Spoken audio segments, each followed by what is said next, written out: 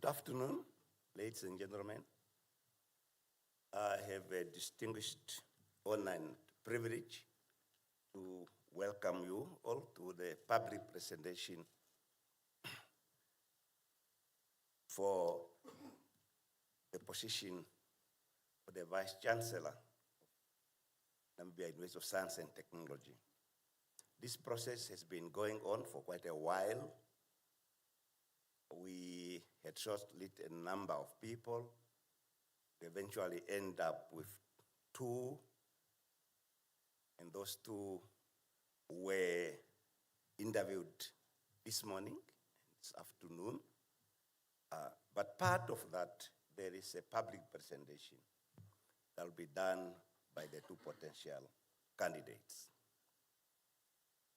I would want, first and foremost, to welcome all of you, particularly our leaders. We have Professor Peter Kachavivi, who's our Chancellor. And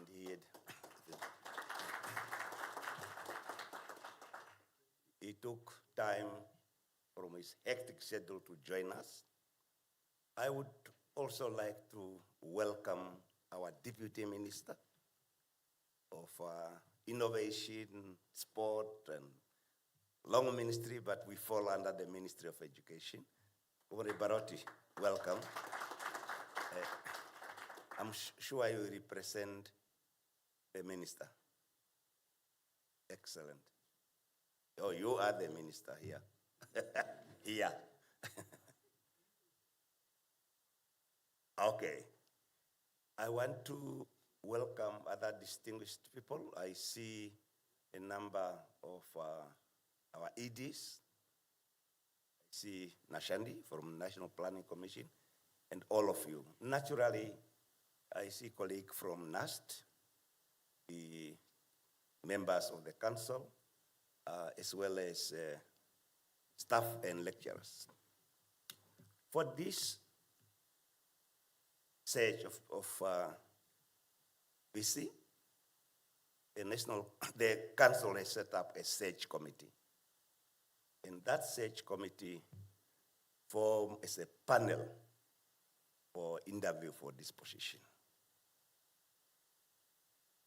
It was also thought that it is proper that in addition to Namibians that are in a search committee, we should also have distinguished academicians from outside Namibia who will join the panel so that we Namibians not only speak to ourselves and maybe bring some relevancy and quality to this interview. I would like to introduce the member of the panel. I want to introduce Ms. Norandopo, who is the Vice Chairperson, the Deputy Chairperson of Nust Council, and also a member of the Search Committee. Dr. Stanley Sanapinda, who is a member of Council, member of the Search Committee, and member of the panel. Mr. Rachel Kalipi, who is a member of the Search Committee and panel. Dr. Veiko Shalimba, who is a member of Search Committee and Council. Dr. Professor Andrew Nikondo, acting Vice Chancellor, well as Andrew. Oh, yes, and the council also thought that they should appoint somebody representing the council, and they've appointed Ms. Emilia Ngikembwa to be on the panel. We are also extremely happy to be joined by Professor Stephen Ndolovu, who is an external expert and Vice Chancellor of the University of Vala University of Technology. Professor, if you can just. We were also joined by Professor Singh Prince, who is our external expert, Chief Academic Officer of Stadio Higher Education. Stadio plays a very important role in private education in South Africa. They are also represented here. These are the experts that have joined the panel. We have naturally HR staff from Nust.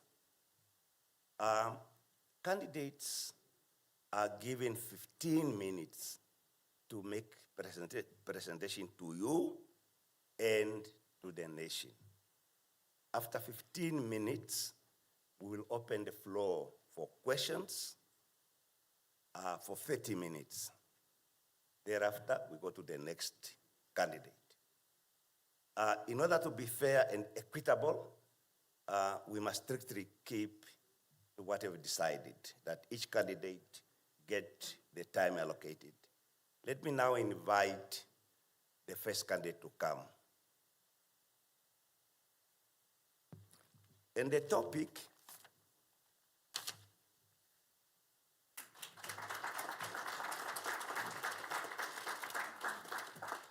Professor Anicia Peters is our first candidate, and the topic is repositioning a University of Science and Technology for relevance, sustainability, and the impact in a constrained economic environment. Reimagine the role of Nust in Namibia, including the key strategic choices and trade-offs to achieve this. Professor, you have the floor.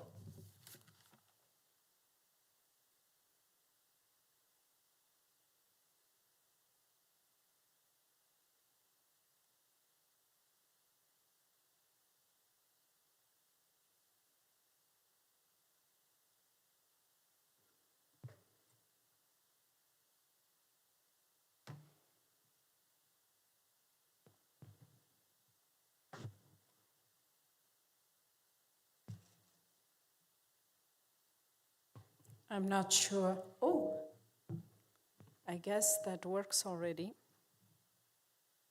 Mr. Chair, as well as the selection panel, thank you so much once again for inviting me to this interview. And then I feel like it's homecoming, so I'm looking at all of the faces of all of you, and good morning. I hope that we will have an opportunity to shake some hands and hugs and so on. So I can't see the slides.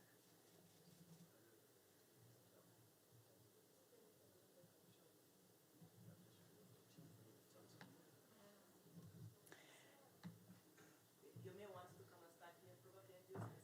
So Yes. that might actually be better. Otherwise, I should use my. Otherwise, I should use my laptop. Okay. Is it okay? Thank you. Okay. So I'm Anisha Peters, and I think that many of you know me. For those who don't know me, just a quick recap of who I am.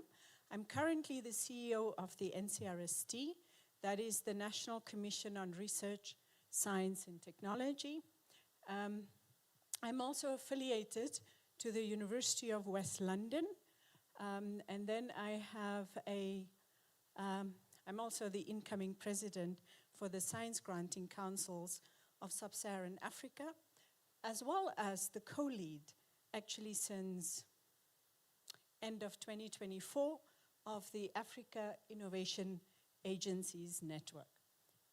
And then I did my PhD in human-computer interaction, and then I'm a Nust alum. Yay! Nobody says yay. So I did my undergrad degrees at the Old Polytechnic of Namibia, and then of course I did executive education at Stanford University, and I'm a certified SAP Solutions Architect. According to the Ad Scientific Index, I'm the second highest ranked female researcher in the country.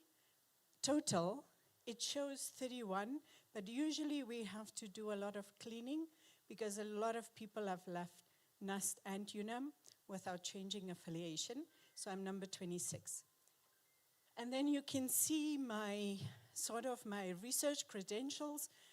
But as you are all academics, I'm sure that you have Googled it already, right? Because the first thing you do if you see somebody, then you get onto the computer and you type in Google Scholar or Scopus, but just for reference sake, it's on there. And then I have supervised masters, honors, and of course PhD students. My records are at Nust to examine all of the students as well as the graduations. I'm still busy with PhD supervision at University of Northwest London. Then I have some accolades. And so, what have I done? What have I achieved? I want to start with my past appointments. So I was the Pro-Vice Chancellor for Research, Innovation and Development at the University of Namibia. And then I was also the Executive Dean for the Faculty of Computing and Informatics at Nust. My journey with Nust was in total 12 years. I started with Nust in 2000 and, was it 9? February, I remember the day. And then I've been at universities in the US, in Silicon Valley, and I've also held a number of visiting professorships. For instance, I was teaching in Germany in Furtwangen University, Walter Sisulu. I was also at Aalto, and then at Leeds University. And at Swansea, I have an active sort of affiliation with their research group, the EVE AI group. Okay, so I've written the national strategies for e-health in Namibia, also for e-government procurement, and then I have established a few institutions in Namibia. At Nust, you will recall the Namibia-India Center of Excellence, that was in 2016. Then also the Oracle Academy in the Faculty of Computing. Then we had a number of COVID digital health applications, and we rolled out the 2020 curricula. In that time, the research outputs grew, as well as resource mobilization, third stream income. So at UNAM, I did the same. I worked with Dr. Nepolo in getting the COVID testing lab up and running, as well as certified. And during COVID, we had also had to make some sort of interventions in the medical field, like for instance, the 3D medical devices, oxygen delivery devices. We build a lot of apps. I developed some of the e-health systems together with WHO while I was at UNAM. So, and then of course also set up the Green Hydrogen Research Center. I think one of the things at UNAM that I did immediately when I got there was a very big problem in terms of students graduating. And that was the research ethics was a centralized system. Now try across 2,600 staff members, and then you have, for instance, echoing. And then you have 30,000 students, and just think what a nightmare it was if you had a centralized research ethics system. So I digitalized it, and I devolved it to every single campus and every single school, because ethics is also very discipline specific. You can't do health ethics and apply it to social science. So there's a very big difference. Okay, then at NCRST, I had increased the infrastructure. We currently have 3 premises. When I started, it was just 1. We've added a 4th one now with the UN Plaza. And then I also had a number of policy instruments that we had completed within the 3 years now from 2023 until now. And then, of course, I had appointed and reappointed the councils because, except for Biosafety Council, Space Science Council, and ICARES Council were sort of, I had to revive them. And then I brought in a new ISBP, and NCRST has a 100% governance compliance rate, which means that we have timely audited financial statements, we have investment policies, we have performance agreements signed and evaluated, etc. Everything that's in the matrix in the PEGA. Okay, so what's the vision? You know, sometimes it's difficult to speak about a vision when you haven't really touched base on what works, what doesn't work, and what do people want, what is on the top of their minds.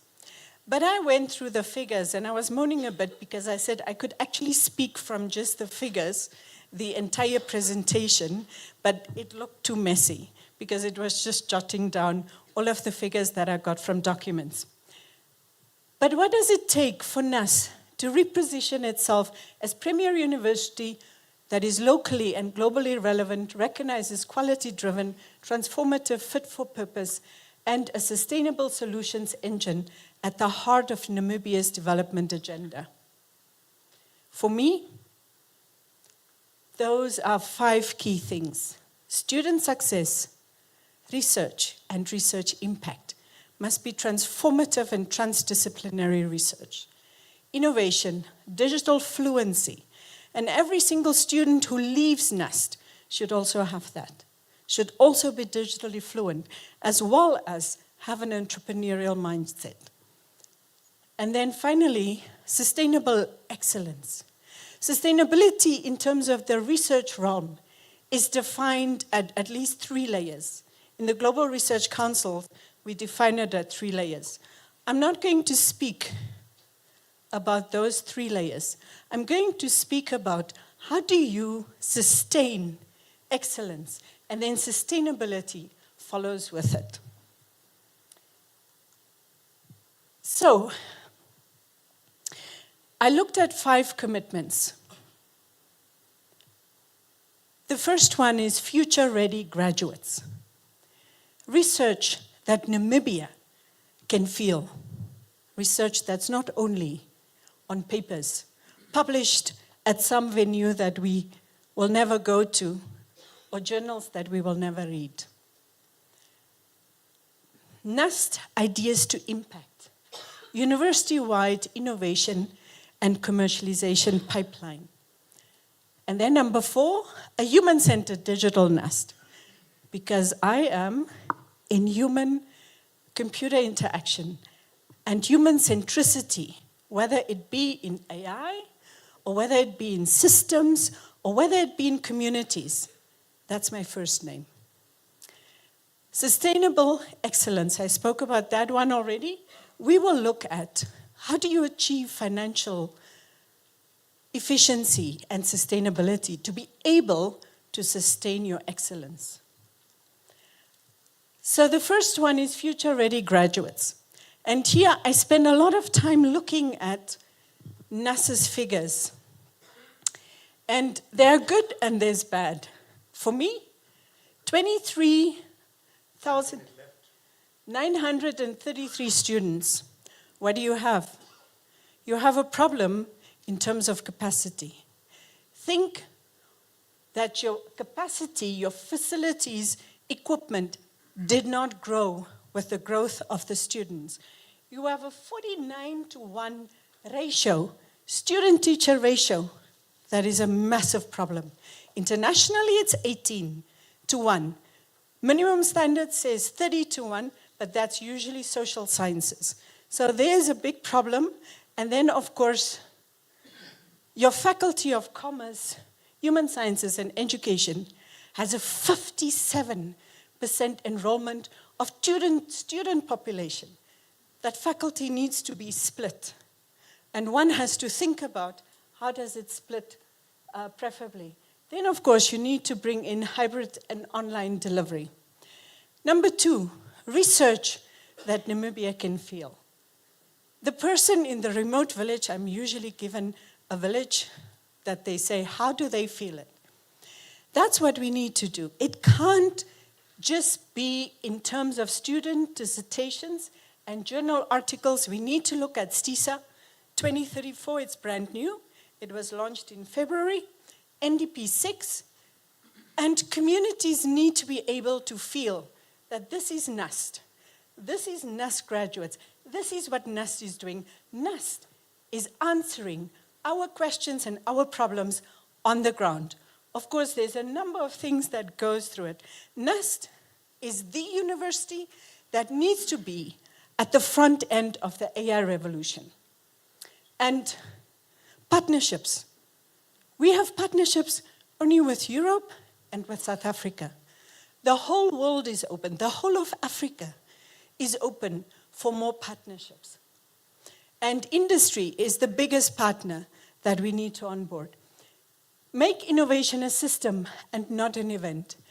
Every single faculty, whether you are commerce, whether you're engineering, your students should graduate knowing how to turn ideas into prototypes and then into enterprises and make community impact.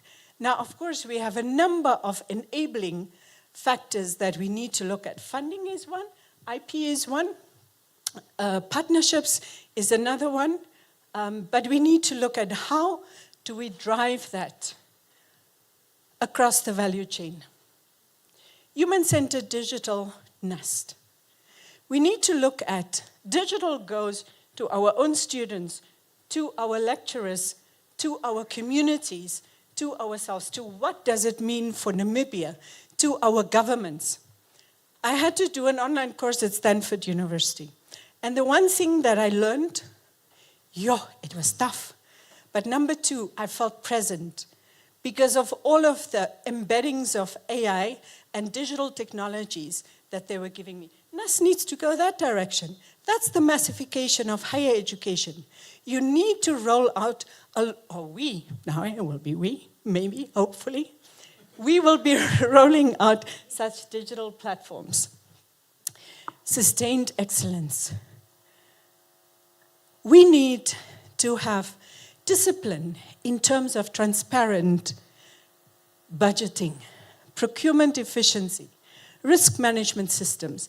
We need diversification of grants and donors, executive education, industry-funded research.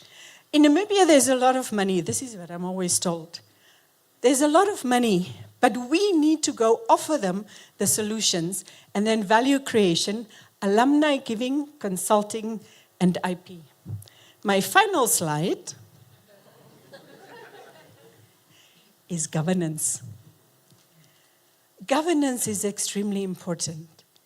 We need to have, first of all, a co-created ISBP that we are all holding ourselves accountable to.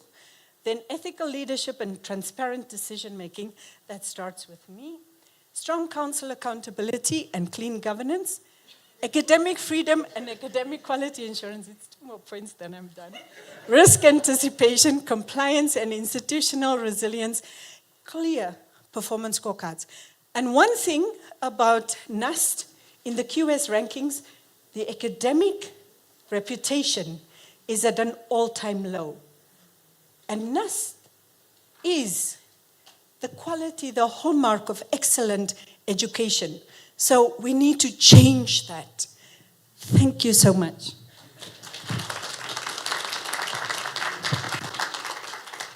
Thank you, Professor Peters. Now we have 30 minutes of questions. I would like... Thank you, Professor Peters. We have 30 minutes of questions. I would like that we really stick to questions, no statements. Ask the candidate on the subject matter. I don't know who is helping me with regard to the men and women who are online. those questions. Are you the one helping? Okay. So the floor is open. Who wants to go and ask the professor?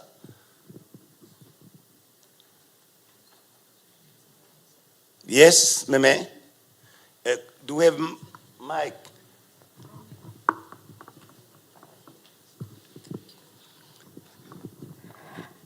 Thank you, Chairperson. Thank you, Prof, for a wonderful presentation. I have a question which is basically talking to your last slide when I saw that integrity. I have been at Nust for many years now. So at Nust, it is common that one observes complex internal dynamics and informal network influence where individuals seek to position themselves, shaping narratives about other colleagues and institutional dynamics. What deliberate strategies will you implement to ensure that your leadership remains impartial, evidence-based, and grounded in institutional governance frameworks, particularly in your initial period as a Vice Chancellor? I would like to ask that we maybe allow 3 or 5 people at a time so that she, and to the extent possible, please stand up so that the camera can catch you. I saw there and then Tate Nashandi.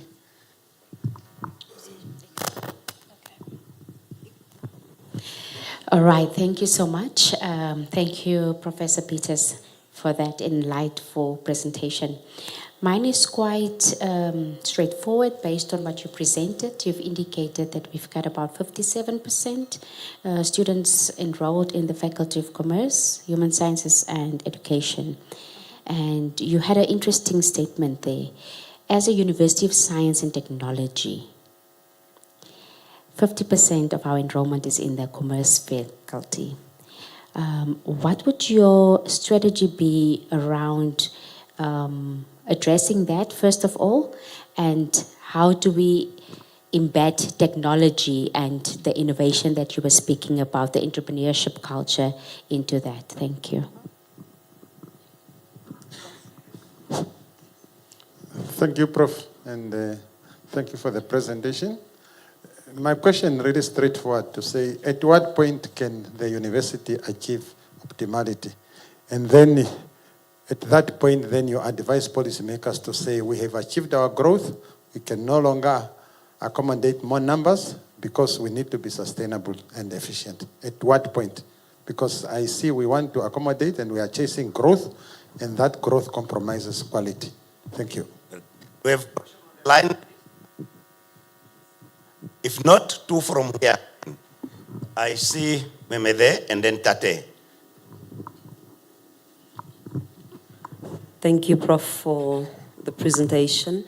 Mine is on research. I love the way you put it, that we need our research published in places and rooms we will sit or read from. Currently, Namibia has few journals that are accredited and places that you can really say you can put your quality research out there for. Remember the issue of ranking and all that. What strategies will you put in place as a university leader so that industry, universities, and ministry can ensure that Namibia has such a room?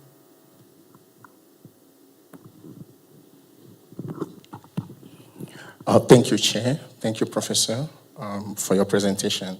My question is very straight. Your vision definitely centers around academic work. At the university, it's very, very normal that academics need to be motivated. So my question to you is that what is it you're going to do that would make the academics engage in a more self-motivating way of working, because we can't achieve that vision simply by putting out rules. Academics have to take up, the role internally within their space to lead on, and that needs self-motivation. Thank you.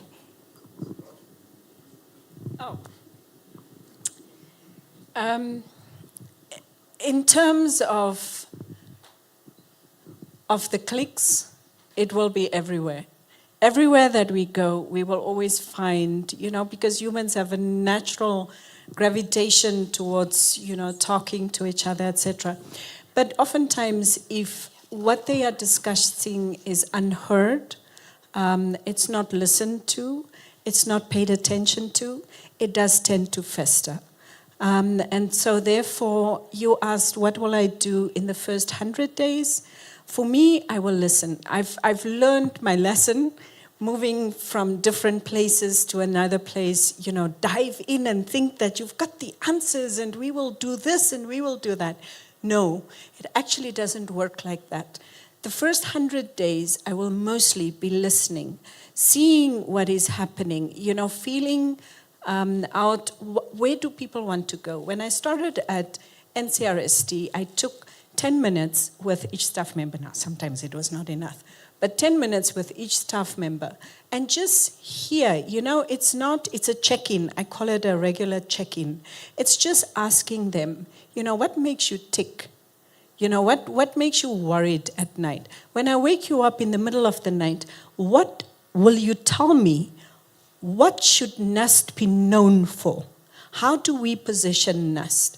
And through that, I actually pick up, from an innocent sort of check-in, I pick up a lot of the pains and the groans and the moans that is oftentimes at a very, at the operational level, and perhaps, your DVCs might not even pick it up. But I think that when grievances or unhappiness remains unresolved, it festers, and then it creates your little spaces where people try to air it out. So that's one thing that I will do. Now I have to see what the second question was. So the second question was in terms of human sciences. It's commerce, human sciences, and education. So the 57% enrollment is a little bit, I think, I struggled because when I looked at the total STEM enrollment, it was actually higher than the non-STEM. I think it was 67-33 was the split. And then I was wondering, but, what does it make up? What does the STEM programs make up of? So when I looked at the Faculty of Commerce, I noticed that they have entrepreneurship and innovation in there. I know that the university wanted to set up a separate TVET faculty at one stage.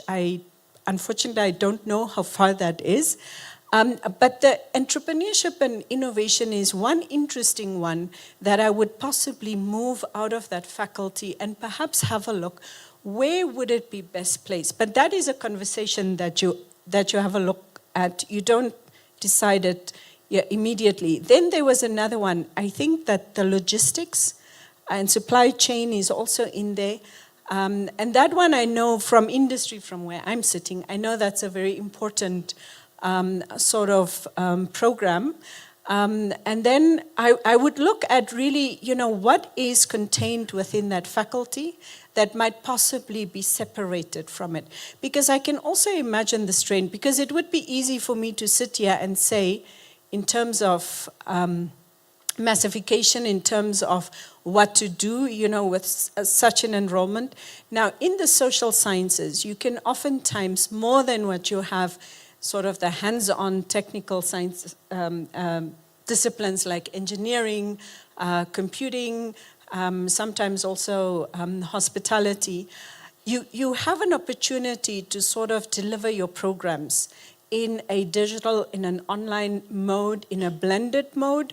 The universities, the Ivy League universities around the world are offering their programs exactly in that format. In South Africa, we also see a number of online offerings.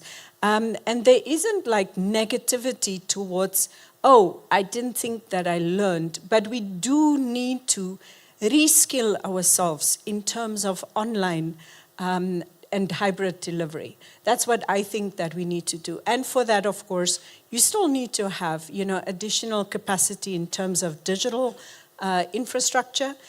in terms of the talent at the university, but I think that it is very much possible. So it's not to say, stop immediately, we are not going to take in any more students, but it is looking at where is it going, because the university does have to grow. But so you have to get more staff in as well. I think the next question had to do precisely with, so how do you deal with, at what point, Edie, at what point do you achieve saturated growth, where you're saying the university can't anymore? And I think that it is when you are looking at, in terms of doing the registrar will probably know this very well, when you do your projections as to how many students you can take in, then you're looking at what is my capacity currently that I'm having in terms of physical and digital infrastructure, equipment, your staffing. As I said, the ratios is very important because on QS, I think it's very lowly ranked, and it's 10% is the student-faculty ratio. You're looking at, what can I possibly deliver? And then you calculate, where can I, admit students into which groups, etc. Then there's another factor that you probably also look at, and that is, what type of students, like the student profile that you are admitting, what type of caliber. Now, some people say, we shouldn't talk about, the fact that we want to have more points when they come in. What do we do in terms of your bridging programs when you're admitting from NSSO versus your AS, and what is the amount of AS students who are available? In other words, what's your feeder system? And what can you possibly get into that? I think those are factors that you take into consideration. Within industry, there's another factor that will come in. We see it with the teachers, where you get quotas, for instance, because you're oversupplying. So you have to stop and then spread that as well. But once you've reached that saturation point and you say, they're knocking on our door, but we can't admit anymore, then this is a conversation that I hope that is held with Coach Honorable Deputy Minister there, to say the university can't anymore. It's bursting out of its seams. So you have to help us, and NPC, of course. You have to help us in terms of, this is our expansion plan, this is our transformation plan. Perhaps we have already satellite campuses where we have shifted students to, but now you've got hostel problems, right? Because if you're taking them outside of their area, you need to provide for them the accommodation. So I think it's a complex question, that one. But we should start early speaking. We should do like a lot of institutional research so that we do a lot of predictive analysis and speak to the government and donors at an early stage as opposed to waiting until we can't anymore and then we want them to sort of act on our self-created emergency. In terms of research and the journals and the outlets, UNAM has a number of journals. I've forgotten now how many. Nust also has journals. Nust, I remember the NAVA journal. NCRST also has a journal. So when I was at UNAM, we tried to give elevate the local journals also to the level where we recognize it when we do, for instance, the promotions, professorship.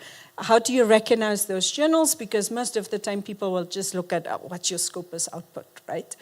And then looking at the journals in terms of getting them to be internationally recognized. In other words, when I go on Scopus, I'll see the Namibian journals there.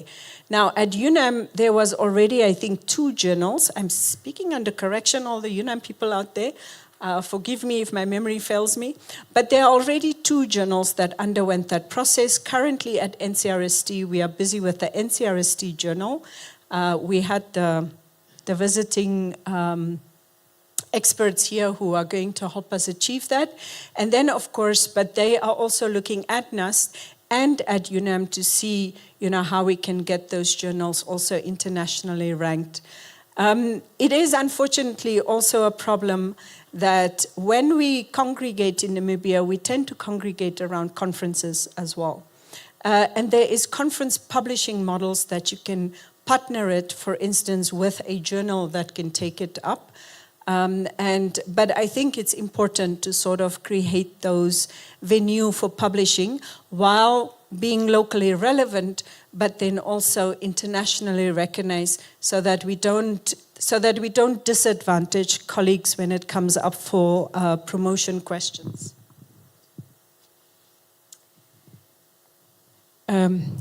It was the open science also platforms that I was talking about. And I think open science and open access is a very big topic that I know that in our spaces we are also constantly taking it up and negotiating. For instance, for Namibia has been declassified now from upper middle income because our open access article processing fees was extremely high, because they are now prorating it according to your status.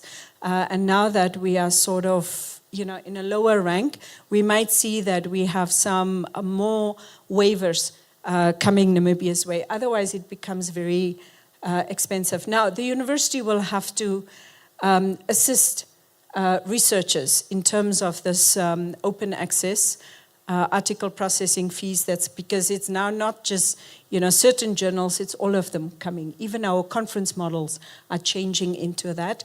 Then we have the last question that I have to answer, is the academics need to feel self-motivated. So for me, I think I had a slide where it is people. It's people at the heart of the university. And for me, it is oftentimes if the professors, if the lecturers, if the admin staff, if they are not happy, and why would they not be happy? Because perhaps they don't have access to the resources that they need to be able to deliver their teaching. Because I believe that mostly academics they're in the space because they want to, because they care. I don't think that they're there because it doesn't make money. So it's not a money issue, right? So it's an intrinsic type of motivation.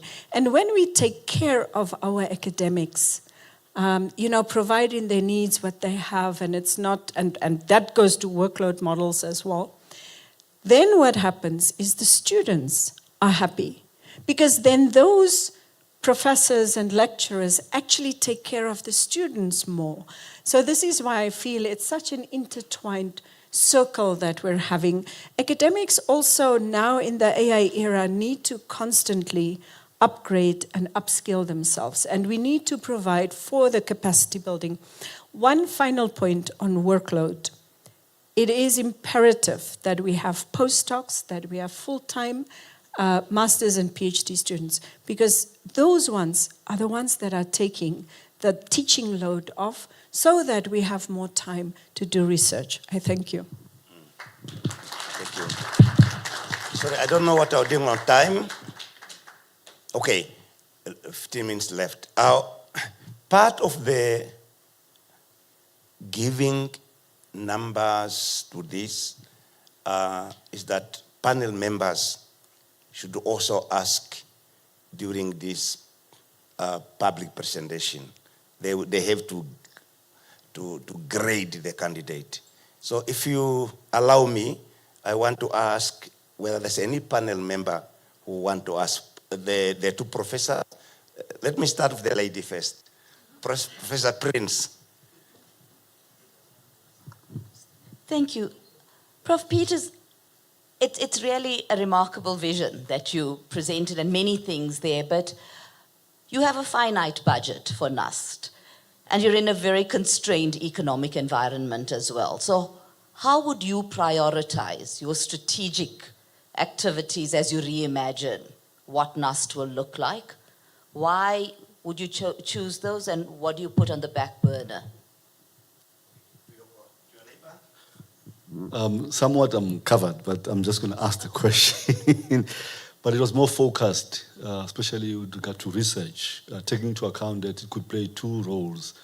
One is the issue you raised about ideas to impact, but also sustainable excellence.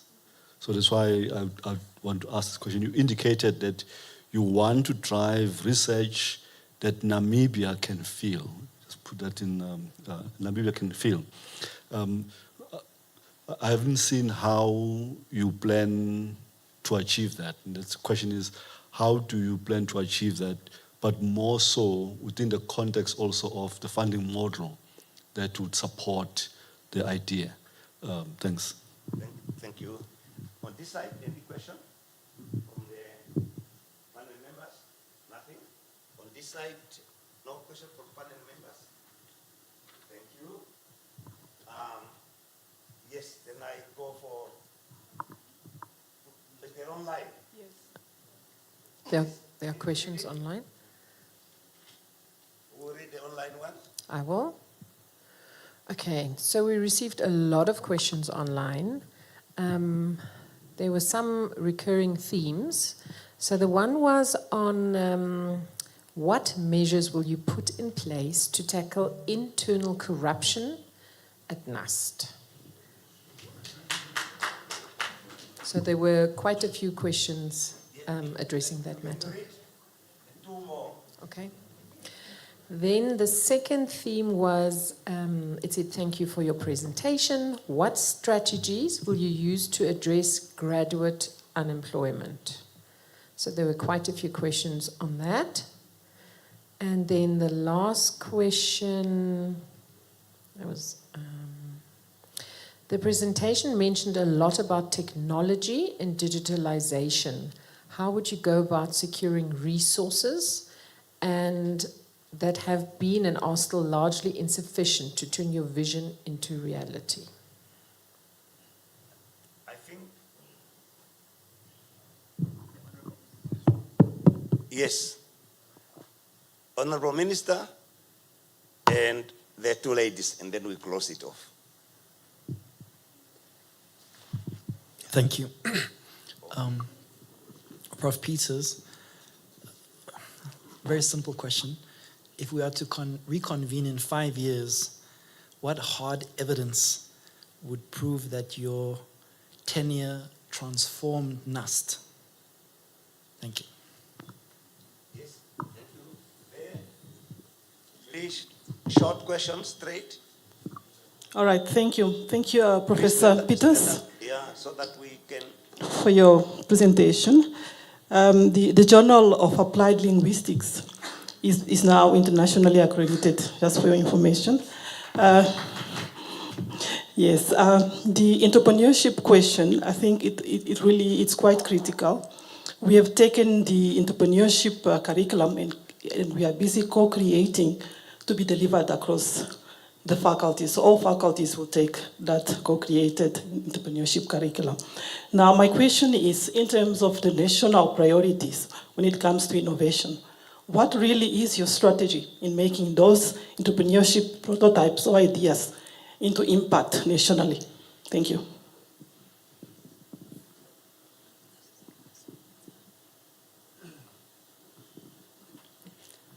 Good afternoon, Prof. I am a student. I'm here in my capacity as the SRC Vice President, so my question is rather student-focused. My question is just, how do you think your leadership will shape the way you would listen to students, especially when their views challenge the policies, the university policies, that might be considered outdated or that have not changed for years? Professor, this is the last round. And I want to say we don't have much time. I don't want to stop you in the middle. 10 minutes. So the question was on which one are the strategic priorities in terms of research and commercialization. Now, within the country, we have the NDP 6 that is already showing our research priorities. There is also the National Program on Research, Science, Technology and Innovation that is supporting the NDP6 and is actually what the universities also have to follow. Then we have now the STISA that has only 5 priority areas. And with the STISA, there is research funding that is now being rolled out across the continent, right? So if we align our priorities, and those priorities are very easy. It's food, it's energy, it's health, it's climate change, and digitalization, right? Water sits within an environment, so it's not separate. If we align those priorities, then you suddenly see that pots of money open up. Europe, I just came back from the European Science Europe and the European Union, the Parliament, as well as the Commission, where they are actually shaping the next 10 years. It's called the P10. In terms of research funding that is coming out. We're positioning now Africa in such a way that we can access more of the funding from the EU, but they need to co-create with us. And I think that in terms of research, we need to align our priorities to where we are going.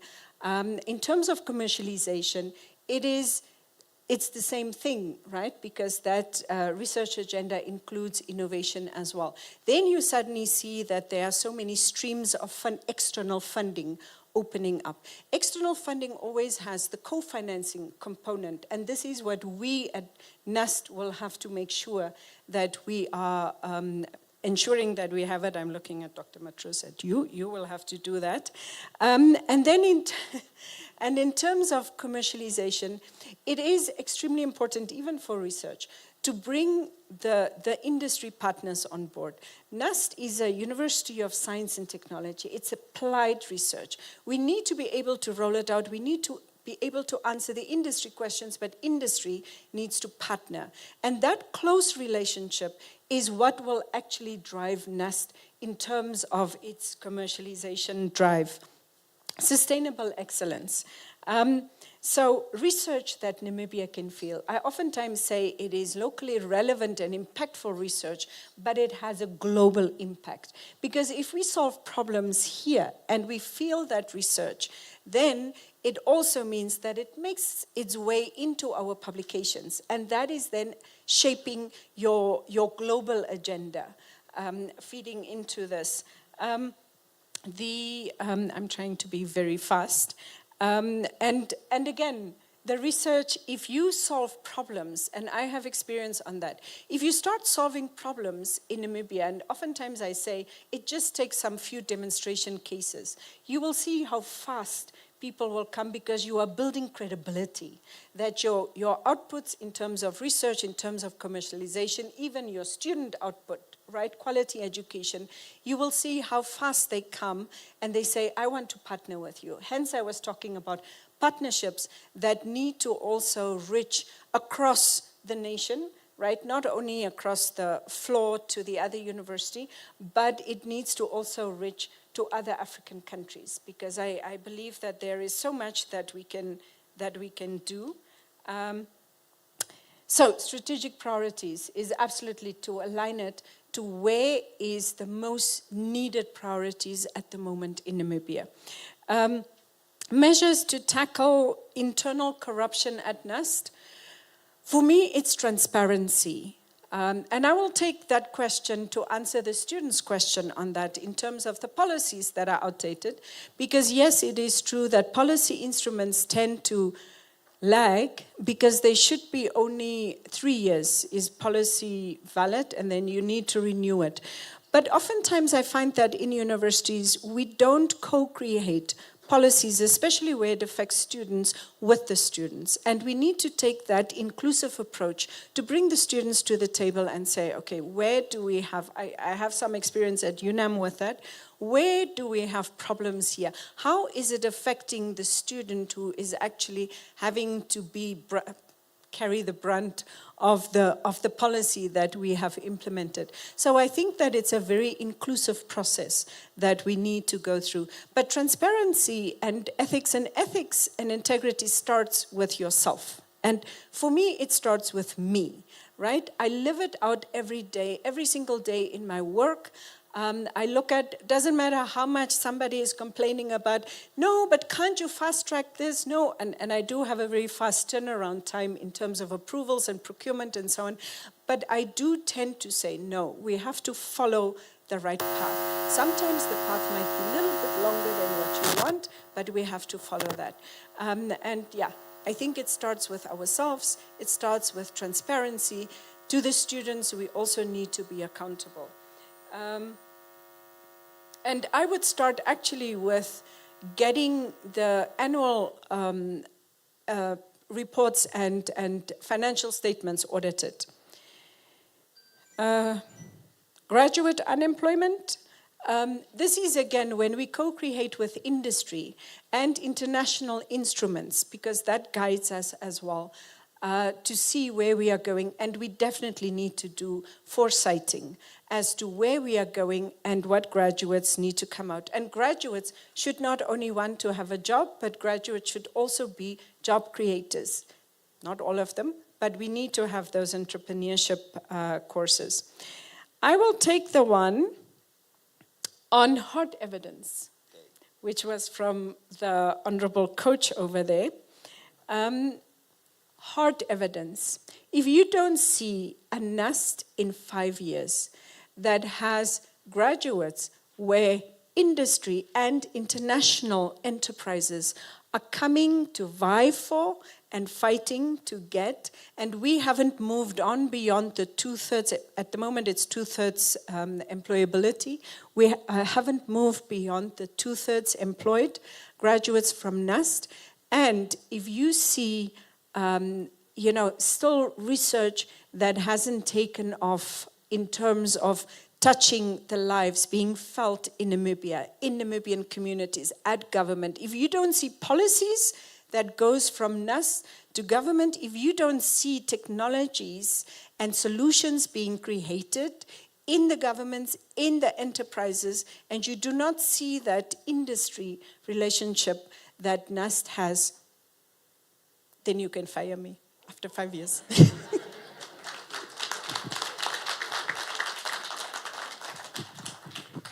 Thank you very much. That was the first presenter, Professor Peters.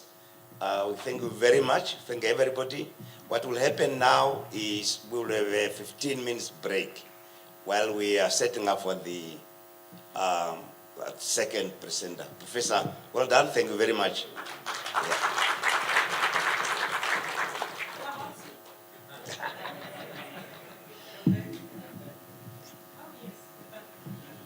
So 15 minutes break and then we come back and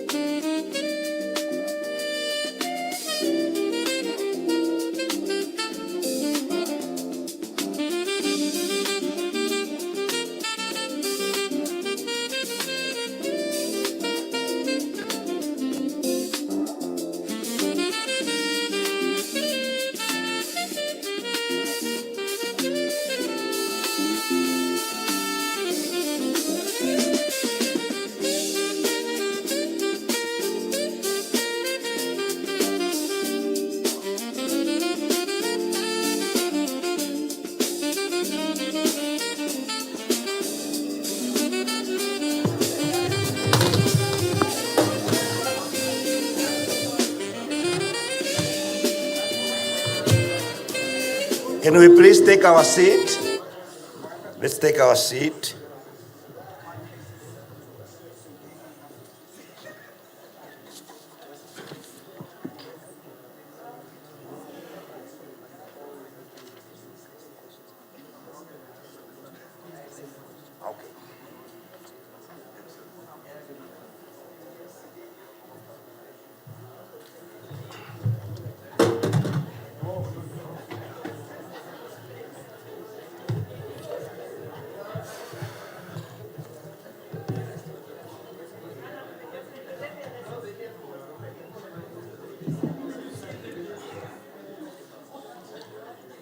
Great.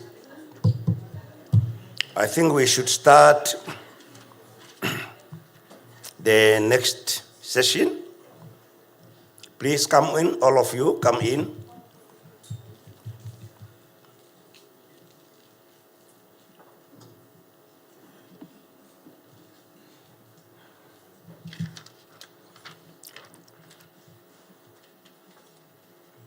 It is the same topic, the same format, and the same timelines. 15 presentation and 30 minutes of questions. I don't think I need to repeat and really reread what I did at the beginning. I think it's clear. I just would like to invite that the second presenter should come in, who is Professor Gideon. Can Professor Gideon please come in?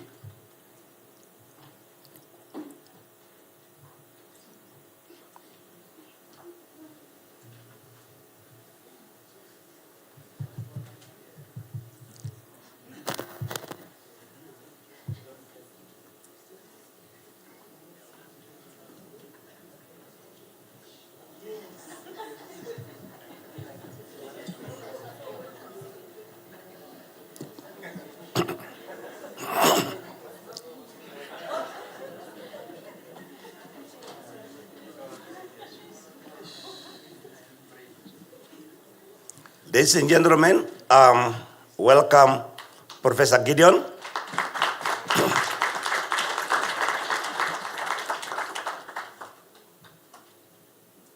Professor Gideon, welcome. I'm sure you know about the topic on which you should present. Tell this audience that are here, but more importantly, the whole of Namibia. You have 15 minutes for presentation and 30 minutes to answer questions. If you have slides, you have a roving mic, you can take it. You are welcome. The floor is yours.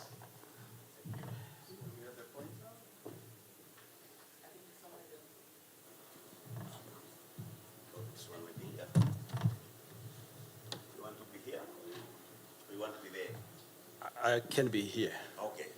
Or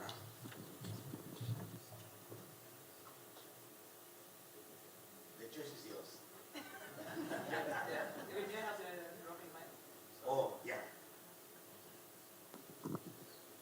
but maybe let me use the phone. Okay.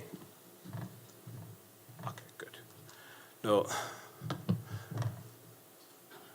Distinguished Chairperson and honorable members of Council, I stand here with a conviction, a deep conviction, that Namibia will not actually be built by circumstances, but rather it will be built by institutions that will generate skills, knowledge, and scalable solutions. So, distinguished Chairperson and honorable members of of Council, my name is Professor Gideon, a Pro-Vice Chancellor responsible for academic affairs at the University of Namibia. I'm here to present on repositioning a University of Science and Technology for relevance, sustainability, impact in constrained economic environment, reimagine the role of Nust in Namibia, including the key strategic choices and trade-off required to achieve this.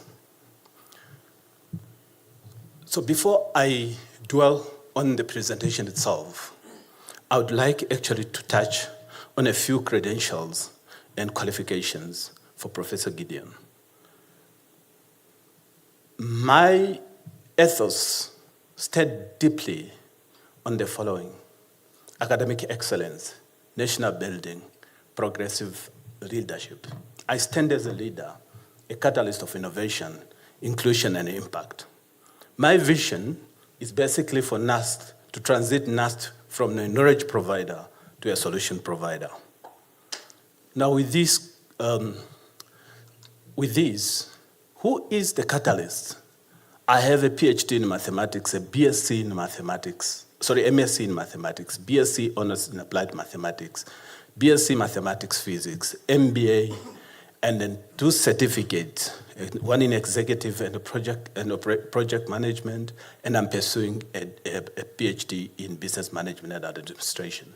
I have 25 years in academia experience, and I have 17 years of academic leadership, 11 years of executive leadership.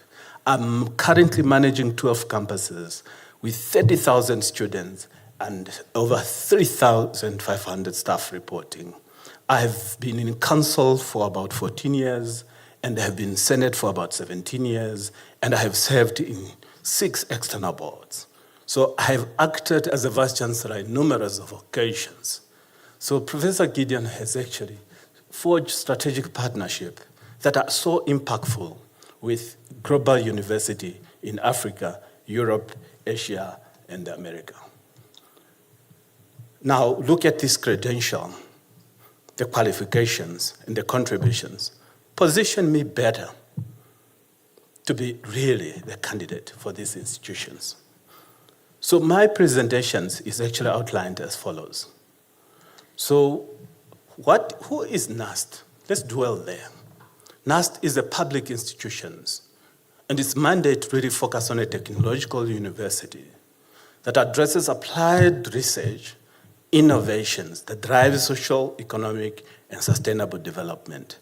This really calls for clarity from the society. We are asking a question and say, how do we reposition Nust onto a transformative trajectory that delivers measurable impacts across industry, government, and the society? So we need to focus on the challenges. Namibia today focuses on serious youth unemployment at 40%, according to the Namibia Labor Force Survey of 2023. Slow innovation, AI and technology adoption, weak public-private partnership, inadequate research output or culture, raising competition and outdated infrastructure, involving student expectations. Now that we know the challenges, the core question is, how do we redesign Nust academic architecture for student-centric and future-ready ecosystems? So we need to provide solutions.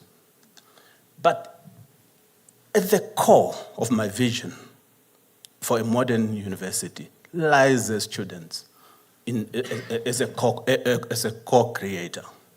So now, but before we get to the students, so how can we define an academic structure that defines a student that we want? First, we need to think of a transition of these students from a graduate to a creator. We need to shape these students so that this student is employable and really well-rounded. Job seeker, but also job creator.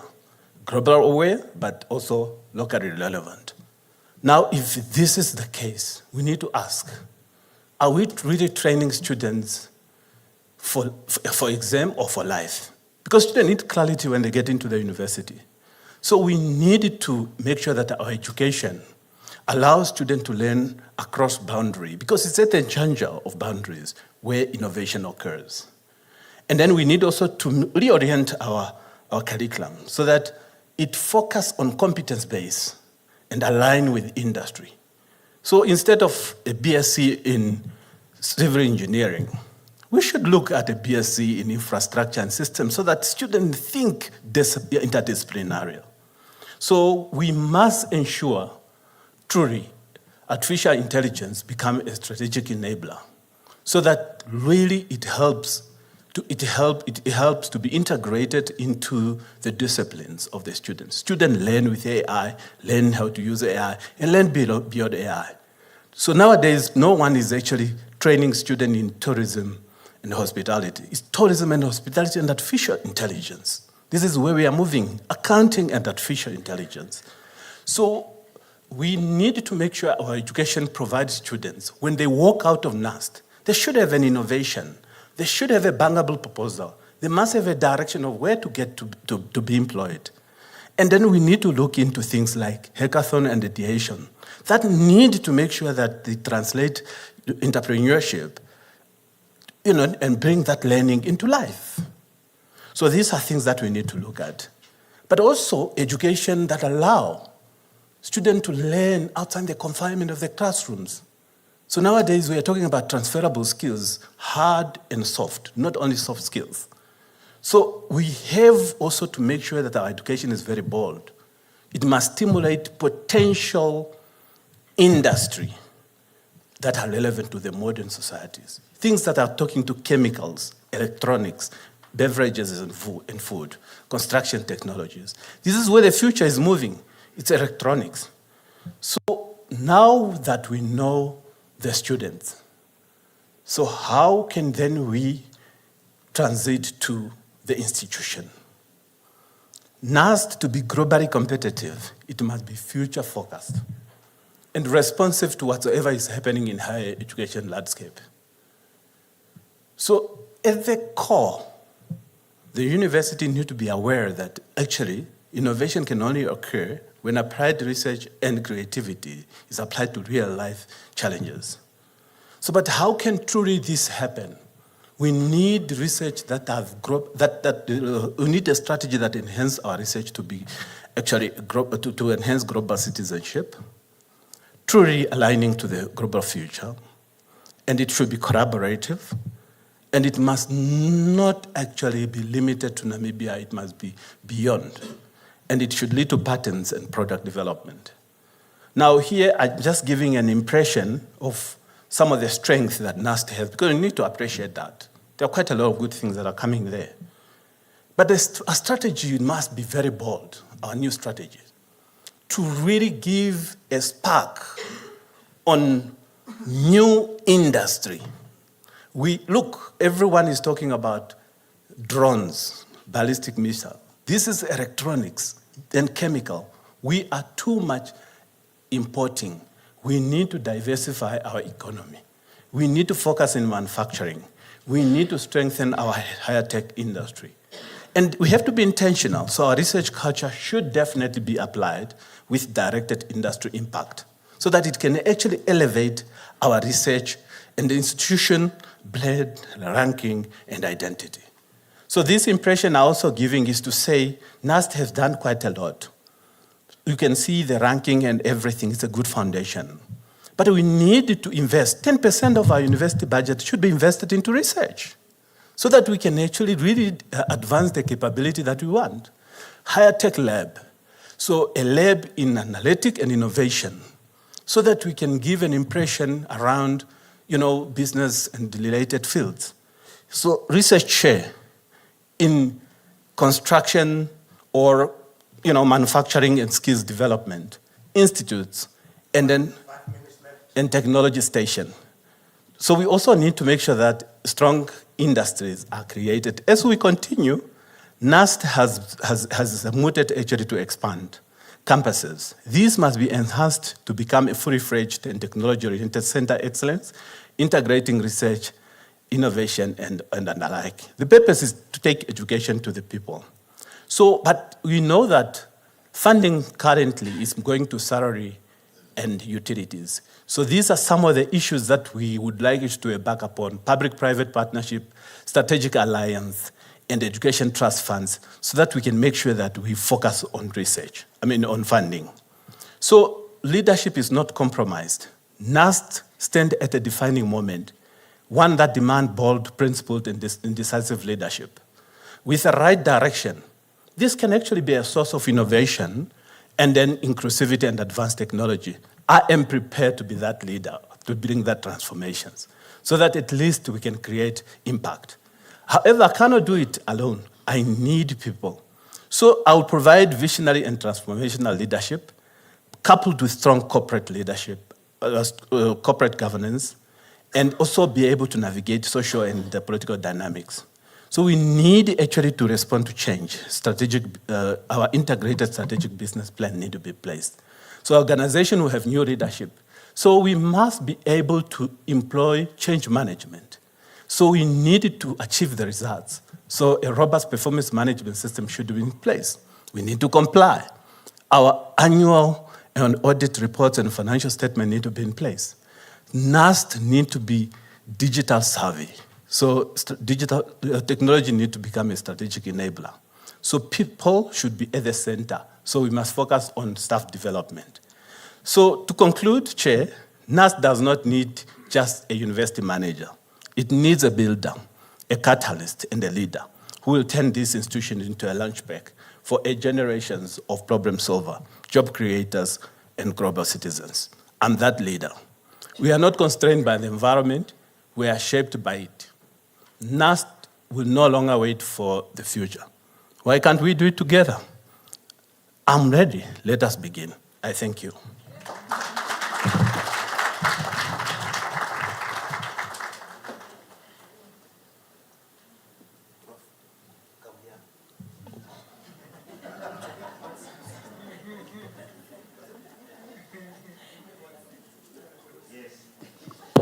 I want to say that the presenters were given 1 hour to prepare this.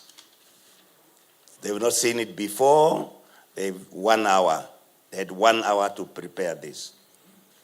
So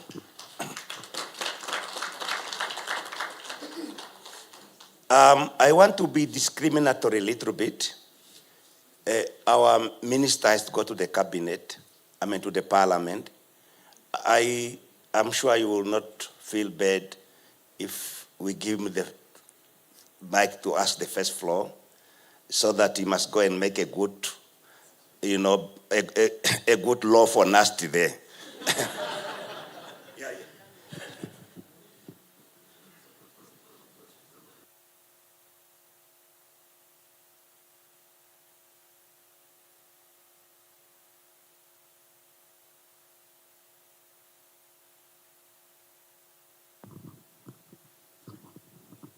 Okay, thank you. Prof, all the very best. Just a quick appreciation to yourself and the previous candidate for both emphasizing the mandatory entrepreneurial education. I think that's something equally I'm quite excited about. I want to ask you the very same question, and that is, when we reconvene in 5 years, what hard evidence would prove that your tenure has transformed Nust? That's my very straightforward question. Thank you very much, Honorable Deputy Minister. Let me recognize you. I only came to see you later while I was in the middle of the presentation. My sincere apology. Okay. Let me answer your question as follows. And I truly appreciate that this question is very thought-provoking. Look, currently Nust is a city campus. Let's agree to that. The strength of Nust. But if we have to make Nust a university of all Namibians, we truly have to take education to the people. So one of the key issues that I appreciate is to see Nust moving to the regions, so that it can actually create an impact. So that is one tangible or measurable impact that I can assure you in 5 years' time, you will see it. 2, Nust, by its mandate, it's a technological university, meaning it must revolutionize the industry of this country. We need to see industrial parks, agro-technology parks. We need to see technology stations. These are things that really sparks innovations, because you can't do innovations in a classroom. It has to be in a lab that is provided with strong equipment and higher caliber staff members that should really drive that. So this is something that I can assure you that you will definitely feel it and see it at Nust, that there will be this type of infrastructures that will be there. And there will be also technology coming out. There is nothing that's going to stop us actually from doing so. So thank you very much, Honorable Minister. Thank you. Oh, sorry. Thank you. For now, Prof, if you don't mind, we will have 5 questions, and you answer them, and if there's time, we go again. I want to ask, is there a question online? If you can read 2 online, and then we come here.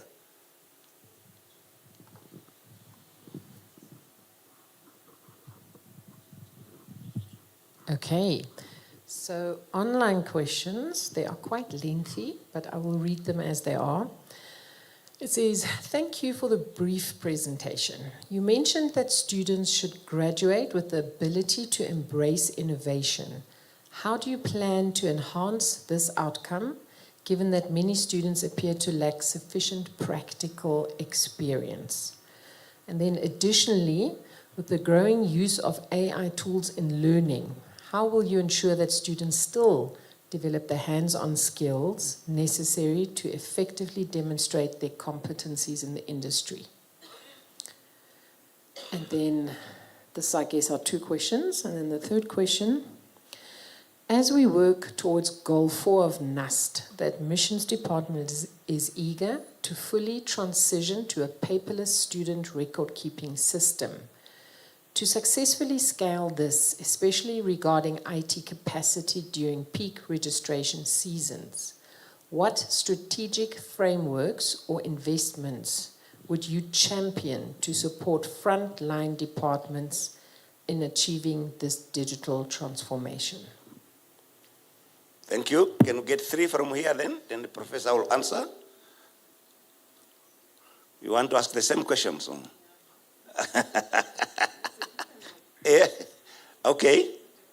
Yes. Where are the mics? Yeah.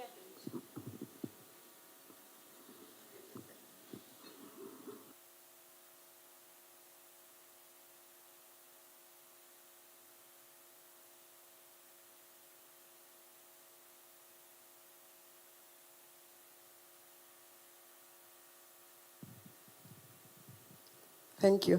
Thank you, Professor, for the wonderful presentation. My question, I'm also coming from student services. The university has student support services, but we are struggling with fragmentation and late intervention. And you know, they say that student success depends on proactive and integrated support systems. How will you elevate student support systems to a strategic priority at executive level, ensuring that faculties, academic staff, support divisions work collaboratively to identify and support at-risk students?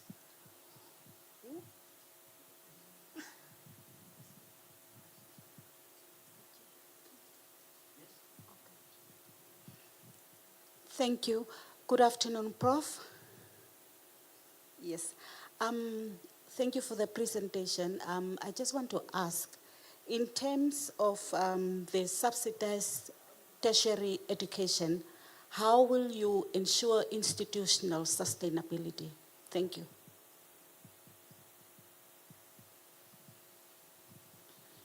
Chairperson, can I proceed?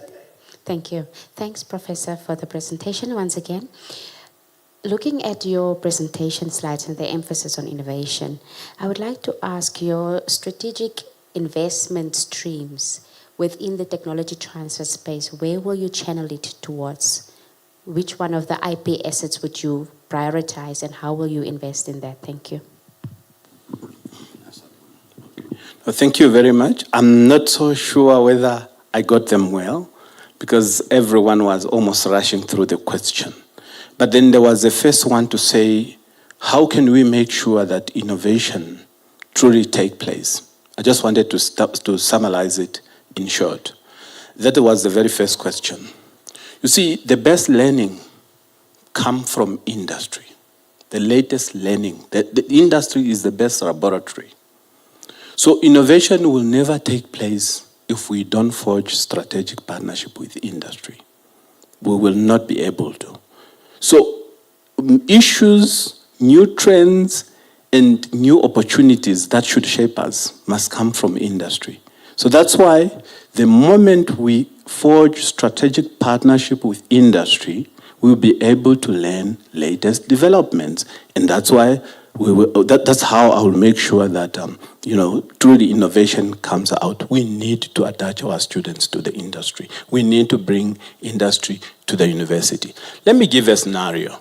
There is an intention to create a campus in Otavi. It's a very brilliant idea. But what we have seen as a new trend is that universities are now creating or establishing factories to really produce. So industry comes to the university because there's labor, cheap labors, and there is an opportunity. That is one. So like say for instance, you focus on food productions and processing. So when you are producing a yogurt, you're not using strawberry, you're using something that is more towards a health yogurt.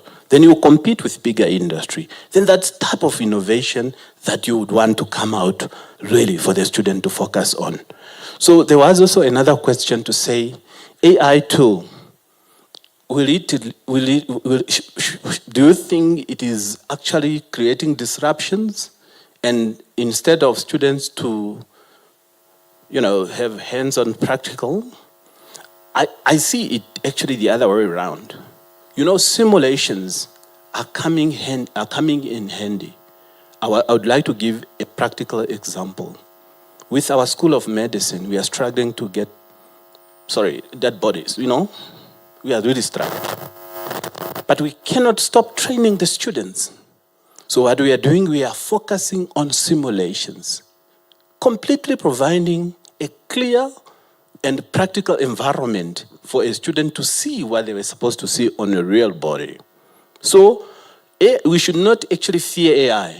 We must actually harness it. We must receive it. We must appreciate it so that it can actually provide the support. You see, the record system, this is something that we are all scrabbling with because I think of massification, but I think we have to have a solution to it. One of the biggest things we need to do as a university, we need to invest more into technology. And then we need also to invest more in training. And that is where we are not actually doing anything.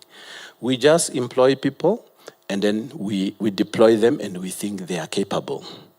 So people who are actually, receiving our customers, they tend to create specific impressions that damage the institution reputations. So harnessing technology and also training, our staff members. Those are the two key elements that will bring professionalism and also efficiency. It's because technology, it is actually solving most of the challenges. Because say, for instance, if a student sends a query, and after 2 days, if somebody does not respond, then it must actually, report to the supervisor. Immediately, this is something that, it cannot happen in a normal space. I think that is basically how I can approach it. There was also another question talking about fragmentations on the support systems and work collaboratively. I think I would really respond to it in the same manner. I see the two problems converging in one direction. To say, for us to remove fragmentations, there is now new ways actually of addressing these things through technology. You need to invest more and more into technology. In fact, the budget on advancing capacity, technology capacity, has really to increase because this is what the future is all about. there was a discussion that actually was very thought-provoking to say, in 10 years' time, we might not actually have students physically at universities, but you need to support them. You need to provide them with everything that they need, as if they are in the university. So, but how do you do it if you don't prepare yourself today? So I think this is basically, and I'm responding to these two questions as if they are within the same space. The question from subsidized education, what was the question again? I'm sorry, I only managed to capture. If you can repeat it for me.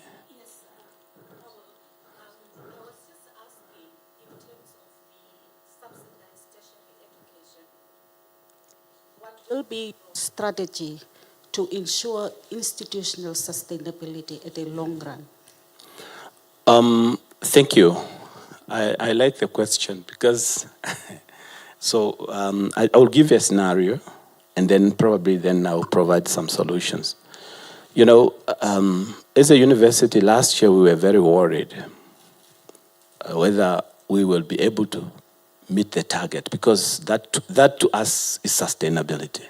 So we were promised 1.9 billion, but only once we have actually make a cut of 31,000 students. So we were very worried.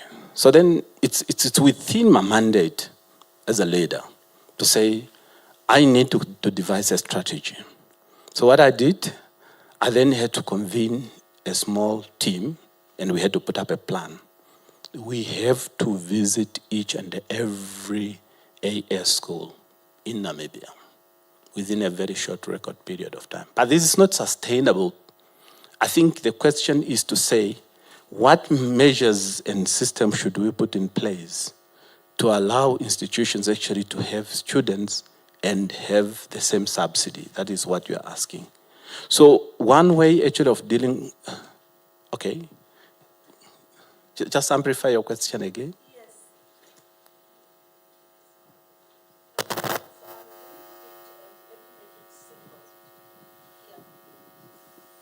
It's supposed to be on, yes. I'm just asking, in terms of sustainability, not only in terms of recruiting students or having students on campus, financially, technologically, whatever we need, how will you assist the university? The institution. Yes, yes. Hello. I'm sorry, you link it to the students, to the subsidy, then that's why I was moving in that direction. So there are many ways actually of dealing with this. In my strategy, if you have seen it very well, Nust have a very limited number of beds. Let me put it that way. And this is not good for the students. Students are commuting or they are renting somewhere and they are being exploited. Now, as an institution, we need to be very robust enough and be able to raise funds to do this. So it has worked. Public-private partnership is a key thing. You get a providers, he put up this infrastructure. In 15 years' time, it's Nust properties. And then you have it. You will be able to make money and sustain yourself going forward. There are collaborations. In fact, let me focus on what is key to Nust. That is higher tech in laboratories. These ones should all be actually established or developed by establishing strategic alliance with industry. Truly, this is workable. Suppose we model one of our campus towards medical technology, and we want to develop diagnostic kits. So we should really work with NIP to bring their part, and we bring our part. They have many labs, and they are struggling, and they are buying this thing from outside. So this is one way of thinking. So we also need to look into really, especially research. We need to have a robust research grant unit. And things must happen. We should not just, it must happen. And it has worked. So that then research are completely funded, but not only from outside, but also from inside, so that we do not only follow what our international partner would want us to research on, but we should also direct our own internal. We must be locally relevant. I think that is what I'm trying to say. Those are a few things I can respond to. Thank you. Thank you.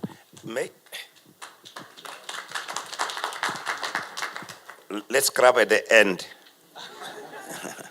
May I give this opportunity to panel members, if you also want to ask questions? Yes, Professor Ndolovu, any other panel member who wish to ask? Okay. Prof. Thank you very much, Prof. Thanks, Prof. Gideon, regarding your presentation. You may have answered the question, but I just want to maybe ask it in a different form. Your response to the minister's question basically is a very bold, very bold vision, taking into account the sparseness of Namibia. However, I wanted you to give us a sense of how you would canvass the kind of financial support and technical support that would help you to be able to achieve that, taking into account that we do know the extent to which government resources, subsidy is very limited as such. Thanks.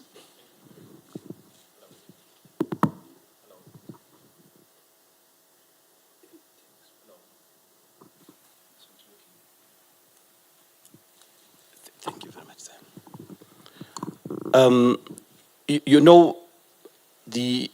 I foresee government going to force institutions, especially tertiary institutions or higher education institutions, to move into a corporate space. I foresee that coming, and it is almost happening. Now, look, there is one way actually of really generating our own resources that we could channel to things that are not yet covered by government subsidy. So more and more universities are moving into a commercial space, creating commercial arms. And then these commercial arms are now becoming ventures. So if you want a lab, for argument's sake, we have created and we want to create an innovations, and then we know that Bokomo has brought an idea to us, and this has to be in Otavi. So it will become a business entity with shares between Bokomo and that commercial arm of the institutions, and we have to create that lab, with the funding from an industry. And of course, it can now be sustained through, because it's run like a business. I think that is really the direction that we needed to follow as a university. Secondary, as I said, electronics, chemicals. This is where the global, industry is moving. We truly need to strengthen our technology stations and bring in companies, especially global companies, so that they really play their part. They want to come. So you could look and even think of Delta Electronics. So, and then you set up a technology station. But the first thing is that you first need to attract the best skills. You can't just do it. And then you need to have something to show. Because it's good to say something, and it's another thing when you don't have it and people will run away. So first, there must be people on the ground who should truly be able to bring something up and say, here it is. So that when the partners are being brought together by our commercial arm, then they can be able to focus on that type of innovations and be able to produce, the products. And then at the same time, develop these higher technology laboratory or technology stations that we are talking about. I think that is how one can approach it. Thank you. How many minutes do we have? 7 more minutes. Maybe we can accommodate 3 questions. Yes, there is 1, 2 here. the student asked, let's go there. You didn't ask, eh? Yeah. Let's make 4. Fast. Also the student. Okay, let's start there.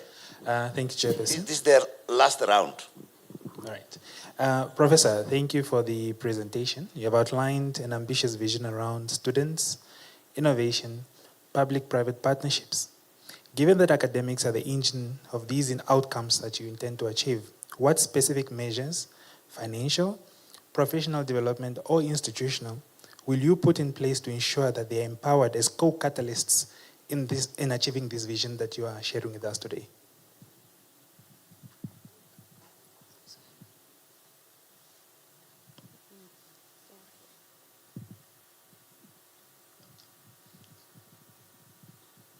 Thank you, Prof.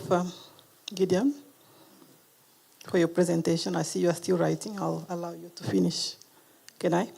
All right. Thank you very much. From a commercial or commerce point of view, I'm quite interested and fascinated in understanding how will you bring about cross-disciplinary balance or ecosystem between the STEM and non-STEM faculties. Thank you.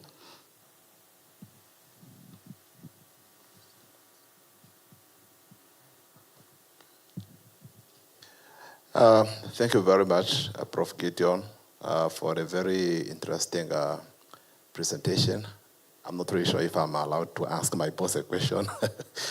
As you may know, and you may agree with me that many public institutions in Namibia currently prioritize what I call a traditional procurement and tendering model over deep-rooted industrial academic partnerships.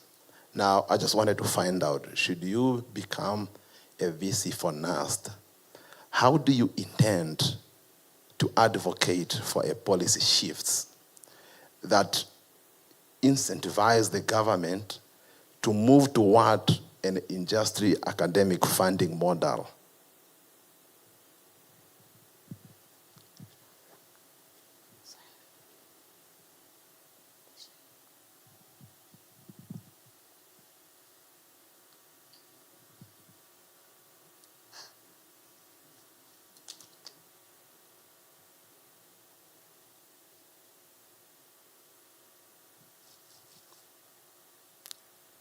Prof? Okay. Good afternoon. Prof, you spoke about innovation, and as we speak, Nust students are facing academic pressure through issues like assessments being written on weekends, Sundays to be specific, due to capacity constraints.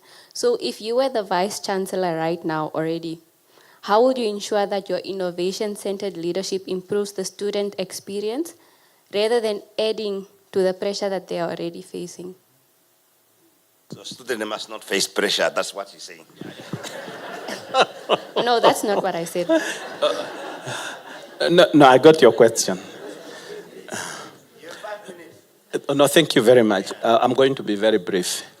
Look, staff or, people in any organizations are so critical.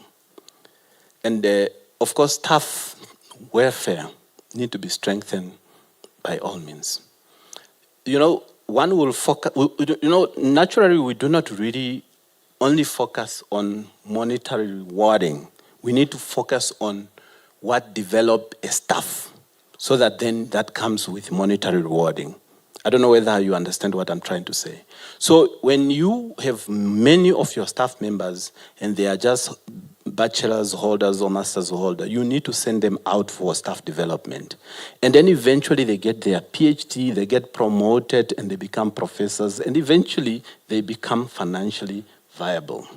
I think that is one thing. So we will focus more on staff development, focus more on sending out people for sabbatical leave, and create really serious opportunity to ensure that staff have international exposure so that they can grow. I'm putting it in a rhetoric way because I don't want to diverge many other things. A salary of a professor is almost like a director salary. So this is how I will approach it. Instead of saying I'll give you more money, I'd rather empower you so that then you eventually assist the institution, assist me as a vice chancellor to grow research, to grow innovation, but at the same time, you are also rewarded. That's how I will approach it. So in short, I'm not so sure whether the balancing of STEM and non-STEM is in terms of the number of programs or is it in terms of integration? Okay, it's very simple. What we need to do, currently we are no more reviewing the curriculum. That concept is gone. We need to transform the curriculum. So what you need to do, you need to go to the industry, you must understand the industry need, you come back and transform. Put everything that you have away. Then you need to understand that in 10 years' time, accounting will be actually performed, by technology. Then that impression will already help you to shift from a normal accounting type of a thing to accounting that is actually supported by technology. I think that is one thing of looking at it. You spoke, it's just because of time. There is actually a very nice trend that is globally, forcing countries to move more and more into establishing education trust funds. This is something that's going to disrupt actually the funding of tertiary institutions. So it will allow government, agencies, industries to come together and then they pump money to fund these higher tech infrastructures and many things that we are talking about. That will definitely be one of the priority that I'll push. So if you look into most of the Western African, Central African countries, they are already way ahead with this type of things. Assessment, so that capacity. Look, there is, I want to put this in a scenario. When COVID was there, because everyone was actually afraid of dying, and no one wanted to go to campus, so people had a commitment to ensure that everything is done online. But immediately when everything normalized, we truly just move back to normal. So students will have more problems if we are fitting 24,000 students into an infrastructure of that magnitude.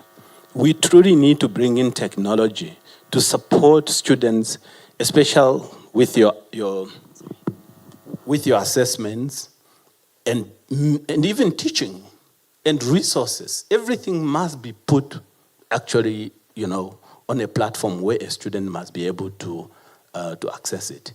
And then one other issue that I have not probably spoken about, we also need to be very deliberate and move into new things. There is micro-credential that is coming. Instead of forcing students actually to do things at once, why can't we allow them to stack one by one until they get qualifications at their own pace? I think this can also help to decongest the situation that you just alluded to. Thank you. That was the last round, colleagues. Thank you very much. Huh? Yeah, you can clap now.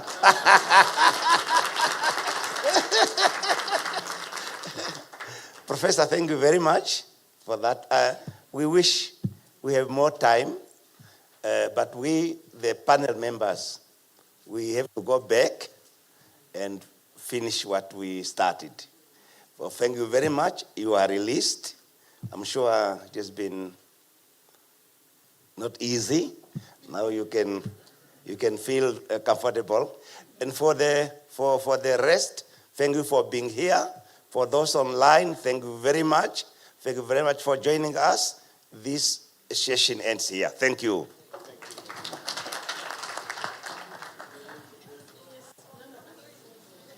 We go back.